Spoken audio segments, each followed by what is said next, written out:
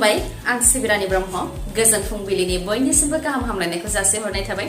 नोंथांमोननि थाखाय आं माखासे खौरां लानानै फैबावबाय अन्नानै भिडिअखौ जोबजासिम नायलांदो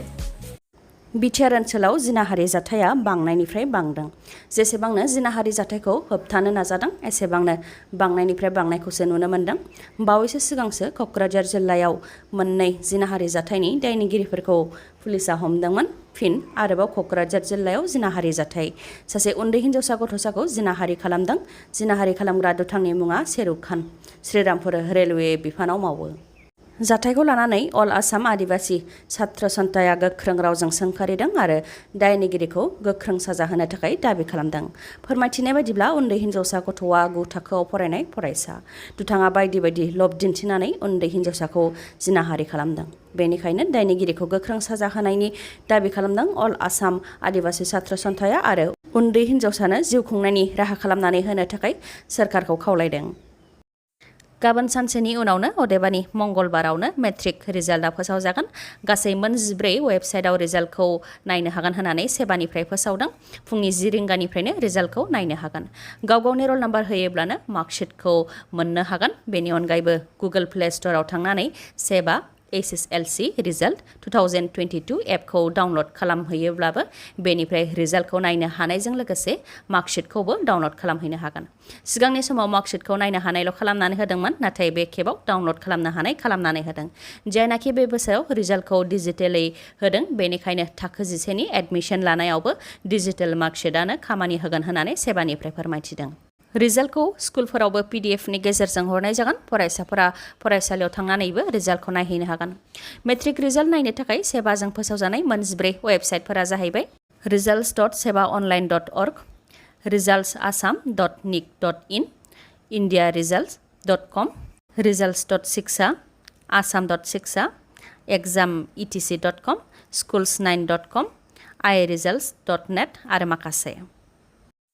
थांनाय दानाव गावनि जानो गोनां फिसायखौ एरेस्ट खालामनाय आसाम पुलिसनि साब इन्सपेक्टर जुनमनि राभाखौ माजुलि पुलिसा हमबाय गावनि जानो गोनां फिसायखौ एरेस्ट खालामनायनि थाखायनो गोबां सावरायजानायाव दंखायोमोन जुनमनि राभाया दा गावबो पुलिसजों हमजाबाय जाय केसाव जानो गोनां फिसाय राणा पगकखौ एरेस्ट खालामदोंमोन बे एखे केसावनो सोमोन्दो थानायनि थाखाय एरेस्ट खालामदों साब इन्सपेक्टर जुनमनि राभाखौ राणा पगकआ गावखौनो ONGC नि सासे अफिसार सिनायथि होनानै गोबां रां जाख्ल'दोंमोन बे केसखौ लानानैनो थिखादार राम आबात्रा शर्मा आरो अजित बरा बिथांमोनहा गुबुन गुबुन मोननै एफआइआर होदोंमोन एफआइआराव बिथांमोनहा बेखौबो मख'खादोंमोन दि आसाम पुलिस साब इन्सपेक्टर जुनमनि राभायानो राणा पगकखौ ONGC नि अफिसार होनानै सिनायथि खालामनानै होदोंमोन जायनि जाहोनाव ONGC निफ्राय टिका मोननो थाखाय राणा पगकनो थिकादार सानैया रां होदोंमोन थिकादार राम आबात्रा शर्मा आरो अजित बराया एफआइआर होनायनि सायावनो बिथा खालामनानै माजुलि पुलिसा बे केसनि सायाव नायबिजिरगासिनो दंमोन बेनि उनाव फोरमान मोननायनि उनाव दा साब इन्सपेक्टर जुनमनि राभाखौ एरेस्ट खालामबाय आरो बिथांखौ दा साख्रिनिफ्रायबो सासपेन्ड खालामनाय जाबाय हाग्रामा महिलारिनि खोथाखौ दानिया खोनासंला गोनांथि गैला बे खोथाखौ बुंथिदों मन्त्रि उरखावग्रा ब्रह्म बिथाङा बेनि अनगायैबो उरखावग्रा ब्रह्म बिथाङा बुंथिबावदों दि कक्लाबारिनि उफ्रा बिसायख'थियाव हाग्रामा महिलारिया जेबो गोसो गैया एबा सिरियास गैया खालि थामसाल' खालामफैदों गावनि दोलोनि मान लाखिनो थाखायल' गामि गामि गिदिंथिंदों गामि गामि हाबनानै साहा लोंदों नाथाय भट बियाखै गुबुन फारसेथिं उरखावग्रा ब्रह्मआ क'क्राझारनि जानानै सापागुरि बियाबाव देरहानायनि थाखाय कक्लाबारि बियाबाव जेबो जौगानायनि खामानि मावनो हायाखै होननानै हाग्रामा महिलारिया अजद होनायनि सायाव उरखावग्रा ब्रह्म बिथाङा फिननाय होदों दि थांनाय 1 बोसोराव रायजो सोरखारनिफ्राय रां फैनायखौ नायोब्ला कक्लाबारि बियाबाव 100 कौटिनि बांसिन रां हाबबाय बिथांखिफोरा जाखाबाय खालि खामानि मावनोल' आद्रा दंसै प्रमद बर'आ कक्लाबारि आरो गयबारि बियाबाव देरहाखांनायनि उनाव कक्लाबारि बियाबखौ एंगारदोंमोन बेनिखायनो फ्राय 1 बोसोर कक्लाबारि बियाबाव MCLA गैयामोन बेनिखायनो कक्लाबारि बियाबाव लामा आरो दालांनि खामानिखौ सोरनाव सोंनानै मावनो जादोंमोन बेनिखायनो खामानि मावनायनि थांखि लानायाव गोब्राब जादोंमोन होननानै बुंथियो उरखावग्रा ब्रह्मआ कक्लाबारि बियाबाव UPPL नि बिजाथिखौ देरहासार होनो थाखाय प्रमद बर' आरो बिथांनि दोलोआ आरो बेसेबां नंखाय खोथा होबावगोन बे सोंथिखौ खालामदों BPF नि MLA दुर्गा दास बर'आ जानो गोनां कक्लाबारि बियाबखौ लानानै MLA दुर्गा दास बर'नि खौरांगिरि मेलनि गेजेरजों दुर्गा दास बर'आ बुंथिदों दि सिगांनि समाव बिसायख'थिनि समाव प्रमद बर' आरो बिथांनि दोलोआ नंखाय खोथानि पेकेट रायजो राजानि सिगाङाव होदोंमोन जेरै UPPLआ गोहोआव फैयोब्लानो 15 साननि गेजेरावनो हानि मोनथाय होगोन होननानै खोथा होदोंमोन